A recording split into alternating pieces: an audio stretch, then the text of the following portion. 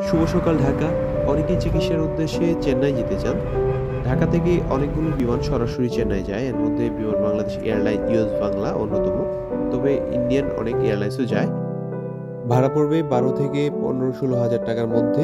বাংলাদেশ বিমানে আমাদের ভাড়া পড়েছে ১৩,৫০০ টাকা জনপ্রতি। যেহেতু আপনি ইন্টারন্যাশনাল ফ্লাইট ধরবেন, সেজন্য অন্তত ২ থেকে ২.৫ ঘন্টা আগে এয়ারপোর্টে পৌঁছানোর চেষ্টা করুন। ইমিগ্রেশন করতে চেকিং করতে অনেক সময় লেগে যেতে পারে।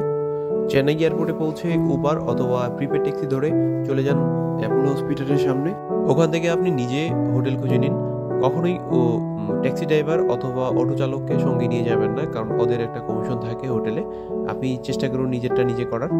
হোটেল ভাড়া পড়বে নন এসি ৬০০ থেকে ৯০০ টাকা পর্যন্ত, এসি পড়বে ৯০০ থেকে ১৫০০ টাকা পর্যন্ত।